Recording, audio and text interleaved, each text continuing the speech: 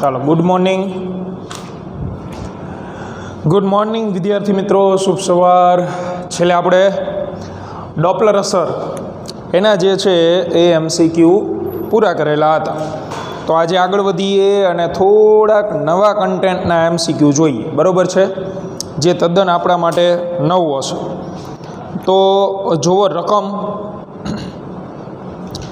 29માની રકમ જુઓ. એક માધ્યમમાં 29માં MCQ નંબર 29 એની રકમ જુઓ. એક માધ્યમમાં 1200 મીટર પ્રતિ સેકન્ડની ઝડપથી સ્થિત તરંગમાં બે ક્રમિક પ્રસ્પંદ બિંદુ અને નિસ્પંદ બિંદુ વચ્ચેનું અંતર 1 મીટર હોય તો સ્થિત તરંગની આવૃત્તિ કેટલી? જો તમને તરંગ ઝડપ આપેલી છે 1200 મીટર પ્રતિ સેકન્ડ, બરાબર છે. હવે તમને કીધું છે બે ક્રમિક પ્રસ્પંદ કે બે ક્રમિક નિસ્પંદ બિંદુ વચ્ચેનું અંતર. તો બે ક્રમિક પ્રસ્પંદ કે નિસ્પંદ બિંદુઓ વચ્ચે અંતર. તો મિત્રો, બે ક્રમિક પ્રસ્પંદ બિંદુ એટલે કે એન્ટીનોડ અને નિસ્પંદ બિંદુ એટલે કે નોડ, એ બે વચ્ચેના અંતરને તમે શું કહી શકો? તો જો આકૃતિ બનાવીને એટલે ખબર પડે. જોકે આપણે કીધેલું જ છે, છતાં યાદ કરાવી દઈએ. इसको कहते हैं એક તરંગ, વન તરંગ કહેવાય. આમાં આ ડિસ્ટન્સ જે છે ને એને લેમડા કહેવાય. એટલે એક તરંગ લંબાઈ લેમડા જેટલી. હવે આની અંદર નોડ એન્ટીનોડ માર્ક કરો. તો અહીંયા છે નોડ, એને હું નામ આપું 1n, first node. After that here it is second node and here it is third node, બરાબર. તો તમે આકૃતિમાં જુઓ, બે ક્રમિક નોડ વચ્ચેનું અંતર મિત્રો તમને શું દેખાઈ રહ્યું છે? ક્રમિક પ્રસ્પંદ બિંદુ અને ક્રમિક નિસ્પંદ બિંદુ વચ્ચેનું અંતર, બે ક્રમિક પ્રસ્પંદ બિંદુ અને નિસ્પંદ બિંદુ વચ્ચેનું અંતર. તો આ બે નોડ વચ્ચેનું અંતર કેટલું દેખાય છે? લેમડાનું અડધું. હવે એન્ટી નોડ માર્ક કરો. એન્ટી નોડ તો અહીંયા હોય, આને કહેવાય ફર્સ્ટ એન્ટી નોડ અને આ છે એ સેકન્ડ એન્ટી નોડ. હવે તમને કીધું છે બે ક્રમિક પ્રસ્પંદ અને નિસ્પંદ બિંદુ વચ્ચેનું અંતર. તો ભાઈબંધ, નિસ્પંદ અને પ્રસ્પંદ બિંદુ વચ્ચેનું અંતર એટલે કે 1n અને 1a વચ્ચેનું અંતર એટલે કે નોડ અને એન્ટી નોડ વચ્ચેનું અંતર, અથવા તો એન્ટી નોડ અને નોડ વચ્ચેનું અંતર બનશે. આ વસ્તુ ક્લિયર છે, બરાબર.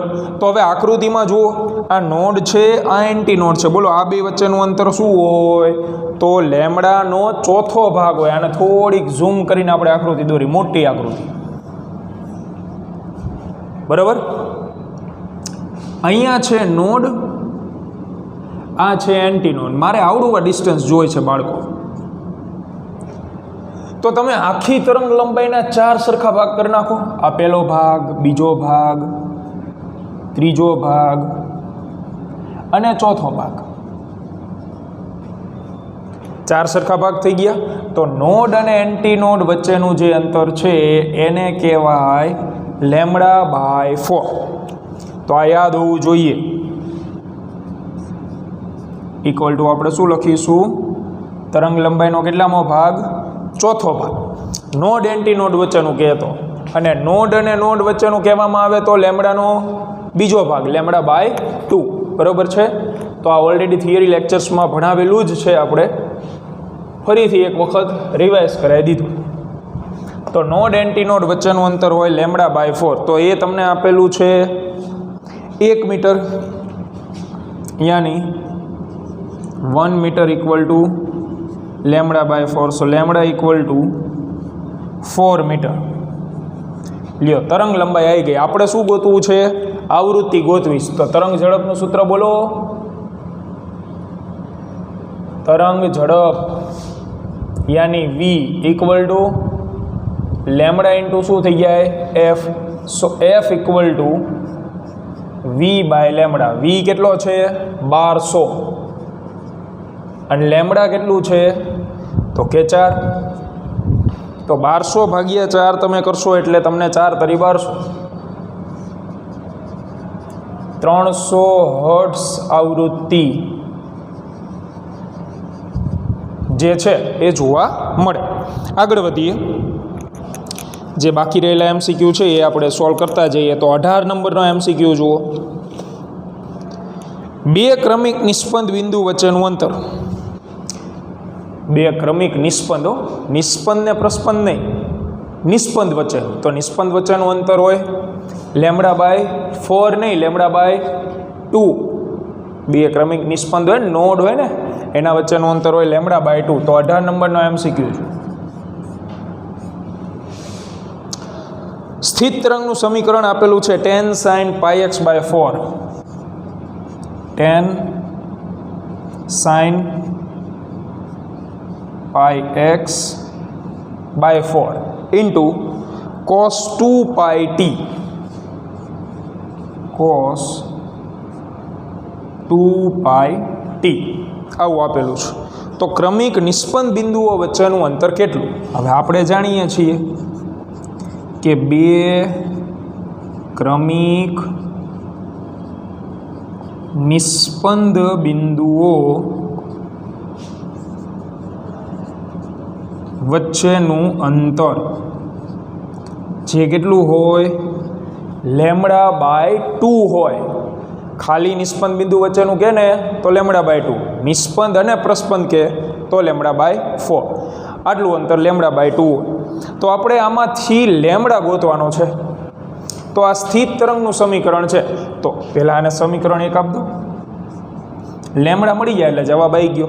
તો સ્થિત તરંગનું જનરલ સમીકરણ શું હતું? 2a sin kx cos omega t. આવું સૂત્ર હતું ને. એટલે સ્થિત તરંગના સમીકરણ સાથે સરખાવતા તો આપણને જે રકમમાં તરંગનું સમીકરણ આપેલું છે,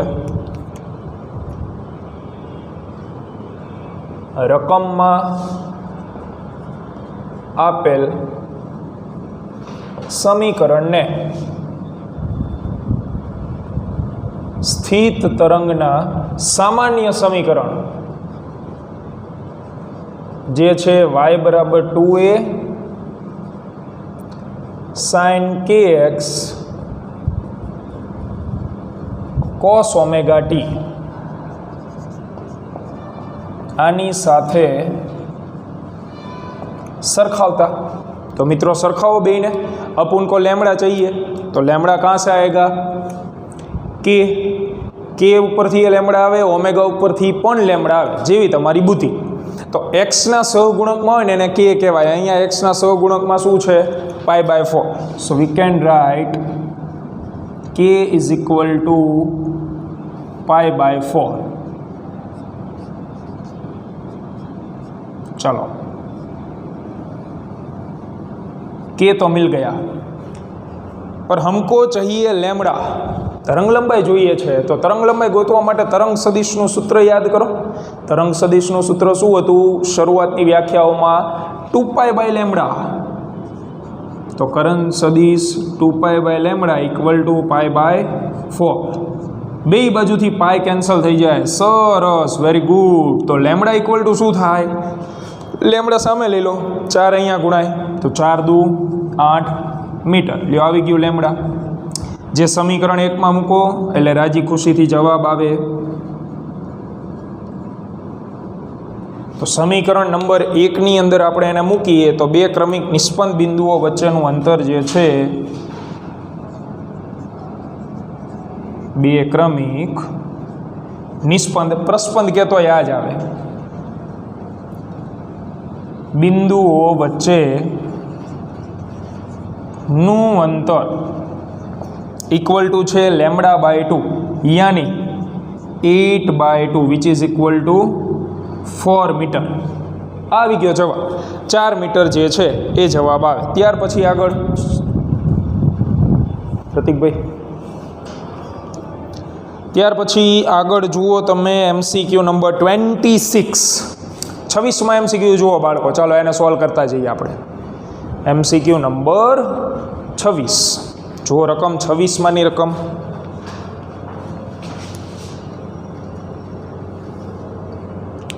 તો 26માં MCQમાં આપણને શું આપેલું છે એ કે સાહેબ અમને ખબર નથી.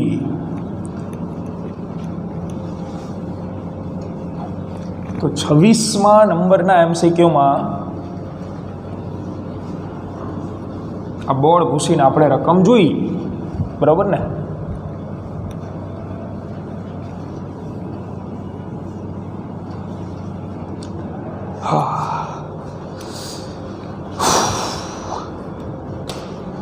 તો નંબર 26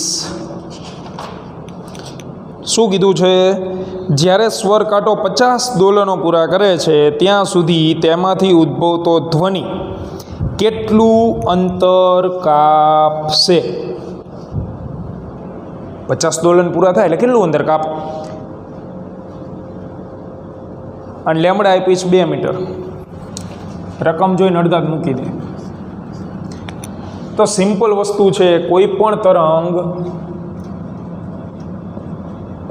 માત્ર 1 દોલન પૂર્ણ કરે ને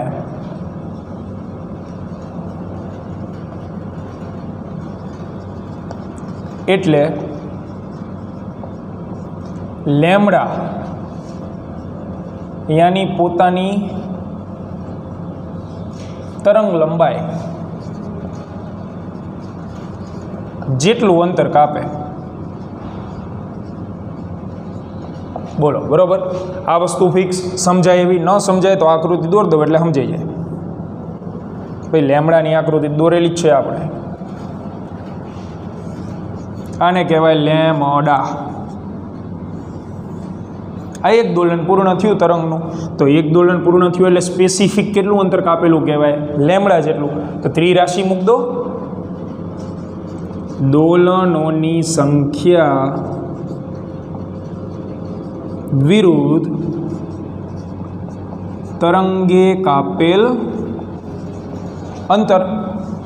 તો જો 1 દોલનની સંખ્યા આપણે લઈએ, માત્ર 1 દોલન, તો તરંગે કાપેલું અંતર કહેવામાં આવે છે લેમડા. આપણને રકમમાં કેટલા દોલન પૂર્ણ કરીને કીધેલા છે? 50 દોલન. તો કેટલું અંતર કાપશે? તેથી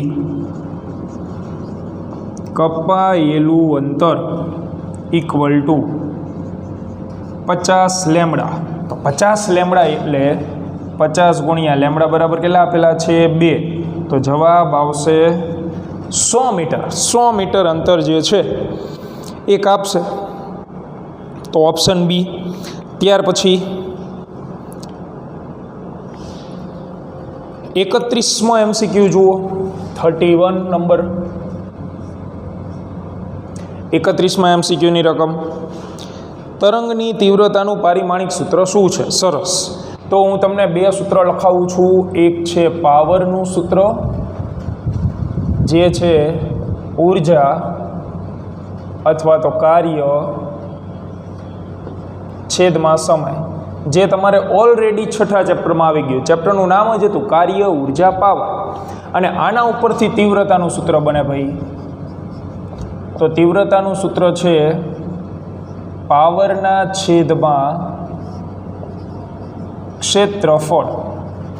હવે અહીંયાથી તો પારિમાણિક સૂત્ર બનશે નહીં, કારણ કે પાવરનું પારિમાણિક સૂત્ર આપણને ન આવડે, પણ પાવરનું સૂત્ર આવડે. પાવરનું સૂત્ર શું છે? તો ઉર્જાના છેદમાં સમય.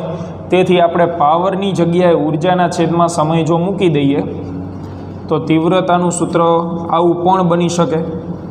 ઉર્જાના છેદમાં સમય ગુણ્યા ક્ષેત્રફળ. લ્યો તીવ્રતાનું સૂત્ર તૈયાર. અને હવે પારિમાણિક સૂત્ર વેરી ઇઝી. દરેકના પારિમાણિક સૂત્ર મૂકો. બોલો, ઉર્જાનું હોય 122 એટલે m1 L2 T - 2 અપોન સમય t1 જ્યારે ક્ષેત્રફળ, તો ક્ષેત્રફળ એટલે L2 લખાય, સોરી L2 મીટર સ્ક્વેર થાય ને, એટલે L2. તો તીવ્રતાનું શું બનશે?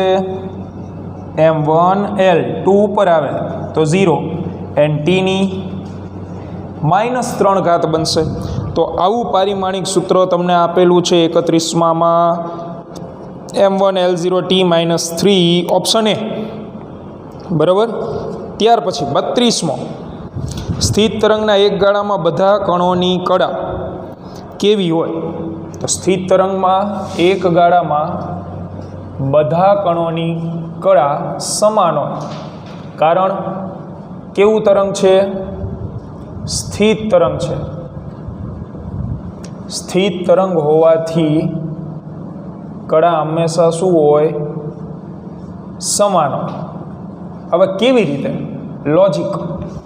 તમને પ્રગામી તરંગ આપ્યો હોય, પ્રગામી તરંગમાં બે શક્યતા હોય, કાં તો ધન x દિશામાં ગતિ કરતું હોય, કાં તો ઋણ x દિશામાં. એટલે કળા એટલે એનો જે ખૂણો છે એમાં આપણે કાં તો પ્લસ મૂકતા હતા અને પાછ માઇનસ મૂકતા હતા, ઓમેગા ટી માઇનસ kx વાળામાં. સ્થિત તરંગમાં તો સમીકરણ જ એક છે.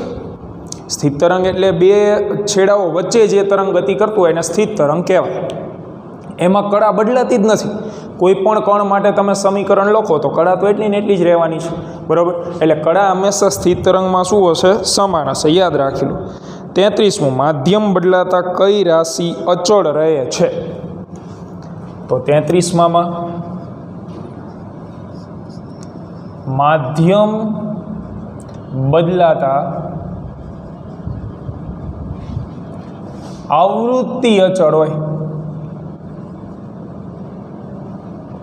હવે આ વસ્તુ સમજો, આવૃત્તિ અચળ શું કામ હોય? આવૃત્તિ કોના ઉપર આધાર રાખે? શું બદલાવું તો આવૃત્તિ બદલાય? તો એનું મુખ્ય કારણ છે કે આવૃત્તિ જે છે એ માત્ર ઉદ્ગમના પ્રકાર પર આધાર રાખે.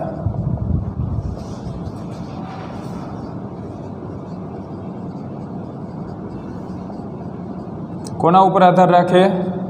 ઉદ્ગમના પ્રકાર ઉપર, બરાબર.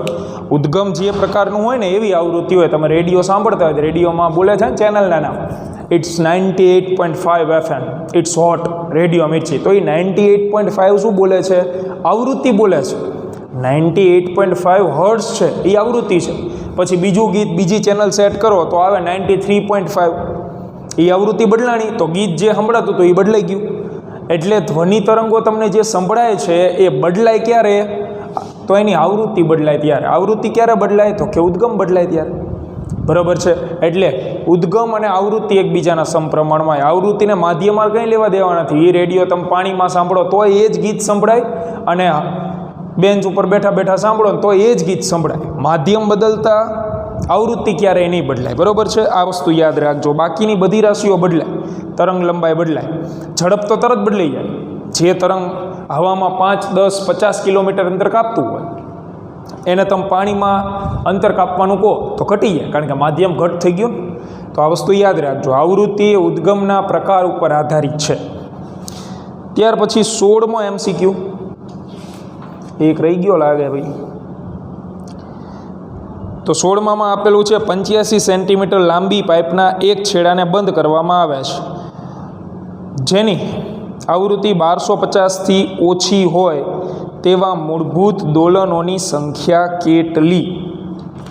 1250થી ઓછી આવૃત્તિ હોય તો દોલનોની સંખ્યા ગોતવાની છે. તો પહેલી વસ્તુ તો આપણે લખી નાખીએ. 16માં MCQમાં રચના કઈ આપેલી છે? તો આપણે 3 રચના ભણી ગયા. એમાંથી ક્લોઝ પાઇપ આપેલી છે. હવે ક્લોઝ પાઇપ માટે પ્રાકૃતિક આવૃત્તિનું સૂત્ર,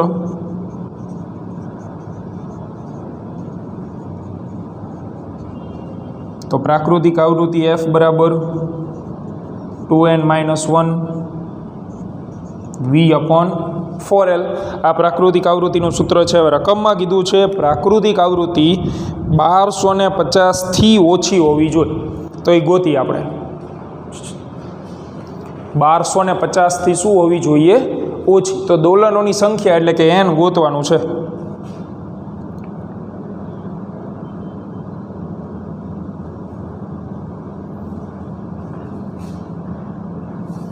બહુ સહેલાઈથી મળી જશે.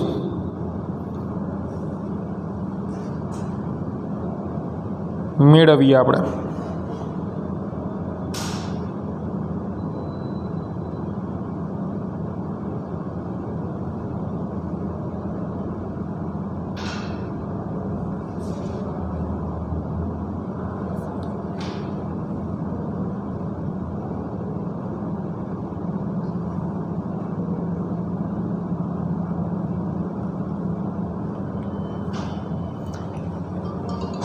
દોલનોની સંખ્યા એટલે n ગોતવાનું આપણે. n ગોતીએ. ચાલો, હાર્મોનિકની સંખ્યા કે દોલનોની સંખ્યા કે ટૂંકમાં સંખ્યા કે ને એટલે n હોય, બીજું કંઈ ન હોય. એમાં ઓવરટોન આખો અલગ હોય.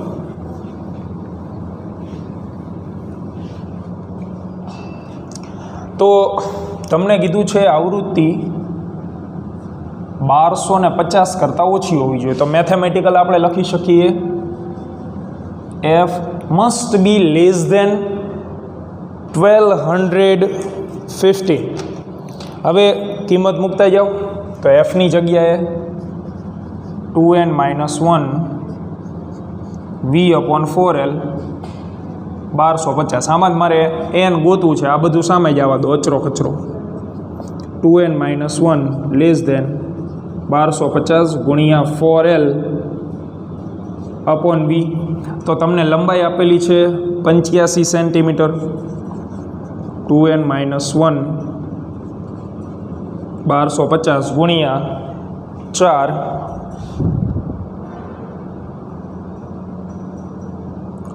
2n - 1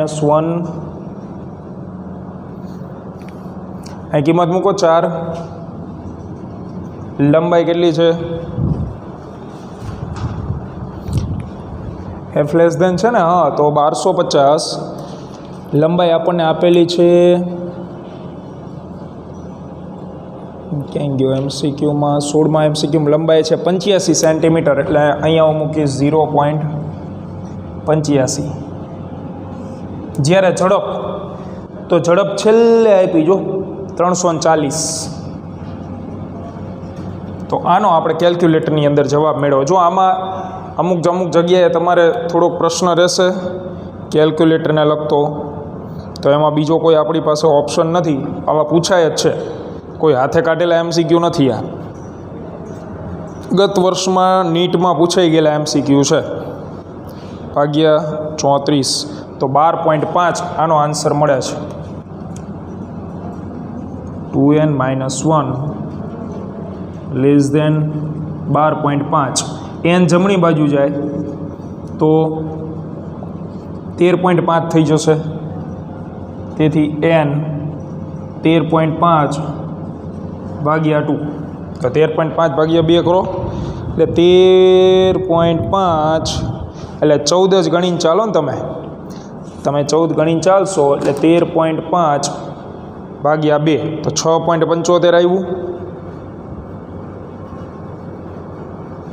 બરાબર. એટલે nનો જવાબ આવે છે લેસ દેન 6.75. 6.75 કરતાં નાની હોય એવી આવૃત્તિ લેવાની, પણ પૂર્ણાંક લેવાની છે. આવૃત્તિ નહીં, પણ શું કીધું છે આમાં તમને? સંખ્યા. તો 6.75 કરતાં નાની હોય અને પૂર્ણાંક હોય એવું આપેલો ઓપ્શન શું દેખાઈ રહ્યો છે? Nearly equal to 6. જો 7 ન લખી શકાય, અમુક એમ કે 6.75 થી નજીક તો 7 ન થાય, પણ આપણે લેસ દેન છે ભાઈબંધ. લેસ દેન એટલે 6.75 કરતાં નાનું હોય ને એવું પૂર્ણાંક. એટલે જવાબ આવશે 6. આગળ વધીએ તો MCQ નંબર 20મો જુઓ. 20 20માં MCQમાં રકમ વાંચો.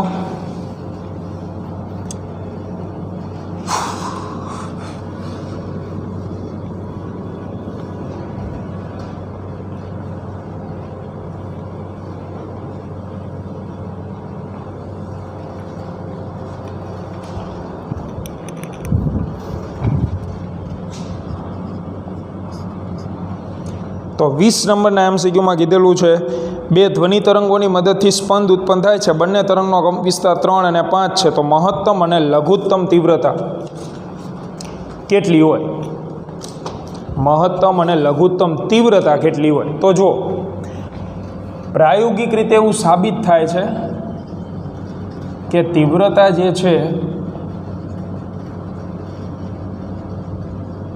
એ કંપ વિસ્તારના વર્ગના સમપ્રમાણમાં હોય.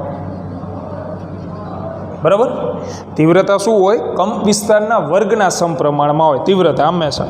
તો અહીંયા તમને બે તરંગો આપેલા છે, એકનો કંપ વિસ્તાર છે 3 અને બીજાનો છે 5. હવે તીવ્રતા એ કંપ વિસ્તારના વર્ગના સમપ્રમાણમાં છે એવું તો આપણને ખબર છે, એવું તમારે અત્યારે તો યાદ રાખવાનું, આનું કોઈ પ્રાયોગિક તારણ કે એવું કંઈ નથી, આ લખેલું છે ખાલી થિયરીની દ્રષ્ટિએ. તો હવે મહત્તમ તીવ્રતા કોના સમપ્રમાણમાં હોય તો તમે સમજી શકો કોના સમપ્રમાણમાં હોય, કોઈને મગજ દોડતું હોય તો આપણે બે પ્રકારના વ્યતિકરણ ભણી ગયા હતા, એક સહાયક, એક વિનાશક. સહાયક વ્યતિકરણમાં શું થતું હતું કે શૃંગ ઉપર બીજા તરંગનું શૃંગ આપાત થતું, જેથી બેયના કંપ વિસ્તારનો સરવાળો કરતા હતા. અને વિનાશક વ્યતિકરણમાં શું થતું હતું, એકના શૃંગ ઉપર બીજાનું ગર્ત આપાત થતું હતું, એટલે બેયના કંપ વિસ્તારની આપણે શું લેતા હતા, બાદબાકી. તો મહત્તમ તીવ્રતા ક્યારે હોય કે જ્યારે સહાયક વ્યતિકરણ હોય, અને સહાયક વ્યતિકરણ યાની બે તરંગોના કંપ વિસ્તારનો સરવાળો પણ ઉપર શું આવે, વર્ગ આવે. બરાબર. જ્યારે વિનાશક વ્યતિકરણ હોય ત્યારે પરિણામી તરંગની તીવ્રતા કેવી હોય, ન્યૂનતમ. તો ત્યારે શું આવે બાળકો, તો બેયના કંપ વિસ્તારની બાદબાકી. બરાબર. તો હવે આના ઉપરથી MCQ સોલ્વ થઈ જશે. તો આઈ મેક્સિમમ ને આઈ મિનિમમ આ રીતે આવે, બેનો ભાગાકાર લો એટલે ચલે છે ની નિશાની ગાયબ, શું મંતર થઈ જાય, આઈ મેક્સિમમ અપોન આઈ મિનિમમ ચલે છે, કાઢ નાખ્યું. A1 પ્લસ A2 છેદમાં A1 minus A2 square. A1 તરીકે કંપ વિસ્તાર પહેલા તરંગનો કેટલો આપેલો છે તમને, 3 અને 5. તો 3 અને 5 એટલે 3 પ્લસ 5, 3 માઇનસ 5 એનો વર્ગ, તો ઇક્વલ ટુ 5 ને 3 8,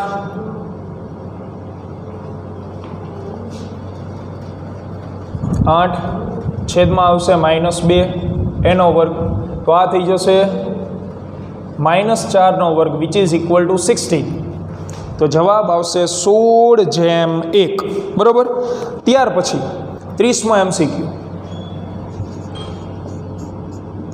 MCQ નંબર 30. જો રકમ તો 30મા MCQમાં તમને શું કીધેલું છે, બે તરંગોના સંપાતીકરણથી ઉદ્ભવતા સ્પંદમાં મહત્તમ તીવ્રતા એ આપાત થતા મૂળ તરંગોની તીવ્રતાથી x ગણી હોય. મહત્તમ તીવ્રતા એ મૂળ તીવ્રતાથી x ગણી આપેલી છે તમને. બરાબર. તો જવાબ શું થાય, તો અહીંયા આપણને બે તરંગોના સંપાતીકરણથી ઉદ્ભવતા સ્પંદમાં મહત્તમ તીવ્રતા એ મૂળ તીવ્રતા કરતાં n ગણી આપી છે. એટલે આપણે આ રિલેશન લખી શકીએ એ આઈ મેક્સિમમ ઇક્વલ ટુ એક તરંગની તીવ્રતા પણ ગુણ્યા શું આવશે, x ગણી, સોરી n નહીં પણ x ગણી. બરાબર. હવે આઈ મેક્સિમમ શું લખાય, તો કંપ વિસ્તારના વર્ગ, એટલે બે તરંગના કંપ વિસ્તાર સમાન છે, જ્યારે ન આપેલું હોય ત્યારે તો સમાન જ લેવાના હોય. બંને તરંગોના કંપ વિસ્તાર સમાન ધારો,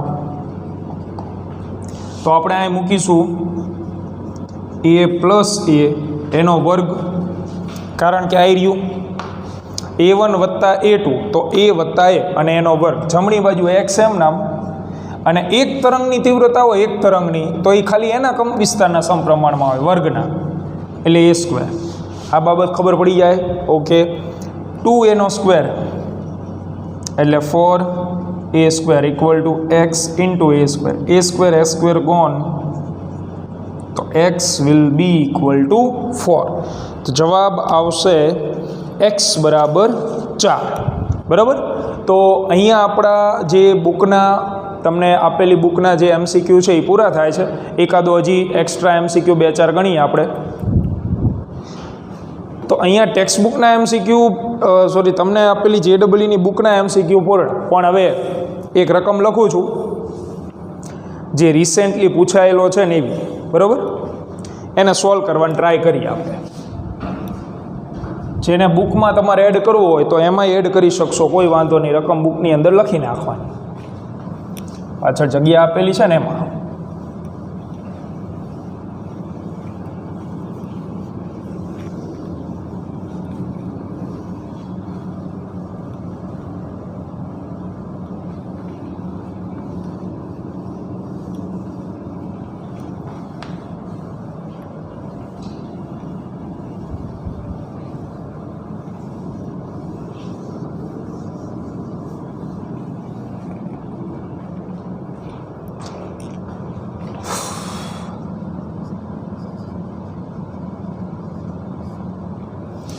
તો રકમ લખીએ 0.04 કિલોગ્રામ પ્રતિ મીટર રેખીય દળ ઘનતા. 0.04 કિલોગ્રામ પ્રતિ મીટર રેખીય દળ ઘનતા ધરાવતી દોરી પરનું તરંગનું સમીકરણ. ધરાવતી દોરી પરનું તરંગ સમીકરણ.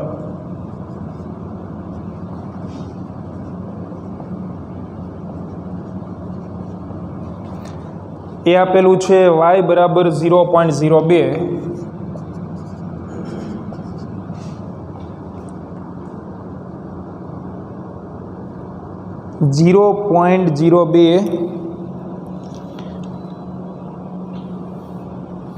sin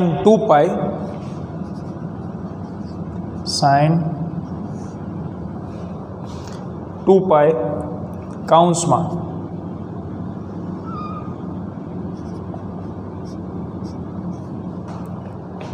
t/0.04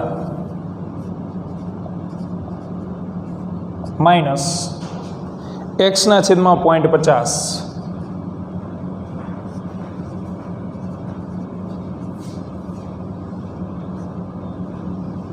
આવું આપેલું વડે રજૂ કરેલ છે. એટલે દોરી પર જે તરંગો આગળ વધી રહ્યા છે એનું સમીકરણ આવું છે. તો દોરીમાં તણાવ બળ શું હશે? તો દોરીમાં ઉદ્ભવતું તણાવ ખાલી જગ્યા હશે. 4 ઓપ્શન છે. 6.25, 4 અને ન્યૂટન લખી દઉં. 12.5 અને 0.5. તો આ છે રકમ, બરાબર. તણાવ બળ ગોતવાનું છે આપણે. બોલો, આમાં તમને કોઈ આઈડિયા આવતો હોય તો આપણે એકાદ મિનિટનો સમય આપી, સૂચતું હોય તો શું કરવું. અહીંયા એક વસ્તુ લખી દઉં કે અહીંયા અંતરો મીટરમાં અને સમય સેકન્ડમાં છે. એટલે ટૂંકમાં એસઆઈ એકમથી પ્રેરિત છે આખી રકમ રહે ને, એસઆઈ એકમ સાથે છે. તો હવે કોઈ આઈડિયા આવતો હોય તો તમે વિચારી શકો. તણાવ બળ ગોતવાનું છે.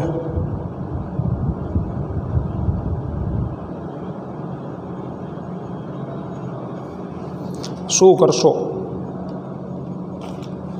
તો આ તમને યાદ હોય તો મેં તરંગ ઝડપના 2-3 સમીકરણ લખાયા હતા. એમાં દોરી ઉપર જે તરંગો દોડતા હોય ને એના તરંગ ઝડપનું સમીકરણ હતું વર્ગમૂળમાં T/μ. આવું લખાયું હતું આપણે, લંબગત તરંગ ઝડપનું સમીકરણ. તો આમાંથી ટીને કરતાં બનાવો, યાની 2 બાજુ વર્ગ, તો v² બરાબર T/μ. So T is equal to v² into μ. સમીકરણ 1. તો 50% MCQ એટલે સોલ્વ થઈ ગયો કે મ્યુ તો આપેલું છે. મ્યુ એટલે શું? રેખીય ઘનતા, જે 0.04 કિલોગ્રામ પ્રતિ મીટરમાં છે. પ્રશ્ન અટકે છે વેગ ગોતવાનો છે આર્યોની. તરંગ ઝડપ નથી આપણી આગળ, બરાબર. તો તરંગ ઝડપ 340 ન લઈ લેતા, ધ્વનિ તરંગો નથી. તો હવે તરંગ ઝડપ ગોતવા માટે શું કરશું? તો તરંગ ઝડપ ગોતવા માટે આપણે તરંગ સમીકરણનો ઉપયોગ કરાય. તરંગ સમીકરણનો ઉપયોગ કઈ રીતે કરવો બોલો? તો આ તરંગનું સમીકરણ જે છે એને નોર્મલ સમીકરણ સાથે સરખાઈ દો. રકમમાં આપેલ તરંગ સમીકરણને પ્રગામી તરંગનું સમીકરણ, એ તો પ્રગામી છે, એ તો ખબર પડી જ જાય. y બરાબર a sin omega t minus kx સાથે સરખાવતા. તો ટીના સહગુણકમાં હોય ને એને ઓમેગા કહેવાય. ટીના સહગુણકમાં અહીંયા શું દેખાઈ રહ્યું છે? ટીના સહગુણકમાં 2π. તો મોટા ભાગના 2π જ લખેલા ભાઈ બંધ. 0.04 ટીના સહગુણકમાં જ કહેવાય. સહગુણક એટલે એવું નહીં કે ગુણાકારમાં હોય, એ સહગુણક ભાગાકારમાં હોય તો 0.04 આવે. અને કે બરાબર તો એક્સના સહગુણકમાં હોય તો એક્સના સહગુણકમાં 1/0.50. આ બે વસ્તુ તમને આપેલી છે, બરાબર. જે આપેલી છે એ આપણે લખી. હવે તરંગ ઝડપનું આપણી પાસે સમીકરણ હતું, જે શરૂઆતની વ્યાખ્યા લખાય ને એમાં v બરાબર લેમ્ડા એફ. એના સિવાય બીજું આપણે એક તાર્યું હતું, v બરાબર ઓમેગા બાય કે. જેને ફેરબુક વ્યવસ્થિત બનાવેલી હોય, ચેપ્ટરની શરૂઆતની વ્યાખ્યાની જ વાત કરું છું, શરૂઆતની 8 વ્યાખ્યા એમાં જોઈ લેજો. v બરાબર ઓમેગા બાય કે, તો ઓમેગાની જગ્યાએ 2π બાય 0.04 ગુણ્યા કેની જગ્યાએ તો 0.50 અંશમાં જતા રહે ભાગ્યા 1. તેથી તરંગ ઝડપનો જવાબ આવી જશે. તરંગ ઝડપનો જવાબ તમને મળશે 12.5 મીટર પ્રતિ સેકન્ડ. જે સમીકરણ 1માં મૂકો એટલે રંગે ચંગે જવાબ આવી જાય. તો સમીકરણ 1માં આપણે મૂકીએ તો t ઇક્વલ ટુ 12.5 ગુણ્યા મ્યુની જગ્યાએ 0.04 લ્યો જવાબ. આનો તમે વહીવટ કરશો એટલે 0.25 ન્યૂટન મળશે. તો અહીંયા તણાવ બળ આ રીતે મળે. હવે અહીંયા આપણું આ જે ચેપ્ટર છે એ સંપૂર્ણ રીતે JEE નીટ સાથે પૂર્ણ જાહેર થાય છે. હવે નેક્સ્ટ લેક્ચરમાં આપણે તરંગો ચેપ્ટર જે પૂરું થઈ ગયું એના સિવાય જે છેલ્લું ચેપ્ટર બાકી રહે છે વાયુનો ગતિવાદ, એ આપણે લેશું. પણ એ આપણા માટે બહુ ખાસ એટલું બધું મહત્ત્વનું નથી, ફિઝિક્સ માટે, કારણ કે એની ડિટેલ ચર્ચા તમે કેમેસ્ટ્રીમાં ભણો છો. એવો ગેડ્રો અંક કોને કહેવાય, આદર્શ વાયુ અવસ્થા સમીકરણ કોને કહેવાય, એટલે એ એટલું બધું મહત્ત્વનું નથી. આપણે લખાવશું ઉપર છેલ્લી વ્યવસ્થિત માહિતી આપશું, જે ભણવા જેવી બાબતો હશે એ ડિટેલમાં લખાવશું પણ ખરા. તેમ છતાં એ 2 લેક્ચરમાં પૂર્ણ થઈ જશે અને એનું JEE નીટ જે છે એ આપણે પછીના લેક્ચર્સમાં કરાવીશું, બરાબર. એટલે વધીને 3-4 દિવસમાં આપણે એ ચેપ્ટર પણ પૂર્ણ કરી દઈશું. તો આવતીકાલના લેક્ચરમાં આપણે વાયુનો ગતિવાદ ચેપ્ટર જે છે એ શરૂ કરશું. તો એમાં હાજરી એટલા માટે અનિવાર્ય છે બાળકો કે કાલના લેક્ચરમાં જો તમારી હાજરી હોય તો વાયુના ગતિવાદનું JEE નીટ આપણે જ્યારે કરી તો થોડોક ટપ્પો પડશે. જોકે JEE નીટ વાયુના ગતિવાદનું અત્યાર સુધી એકે પેપરમાં ક્યાંય પૂછાણું નથી. એકાદ MCQ કદાચ બાય ચાન્સ નીટમાં હોય, JEE તો બિલકુલ નહીં, કારણ કે JEE હોય છે 25 MCQ અને 11મું અને 12મું ધોરણના ટોટલ ચેપ્ટરની સંખ્યા છે 15 દૂ 30. તો 30માંથી 5 ચેપ્ટર તો એવા નીકળે જેમાંથી કોઈ દિવસ કંઈ પૂછાતું ન હોય. એ પૈકીનું ચેપ્ટર આવતીકાલનું છે વાયુનો ગતિવાદ, બરાબર. તો મળીએ આવતીકાલના લેક્ચરમાં નવા ચેપ્ટર સાથે.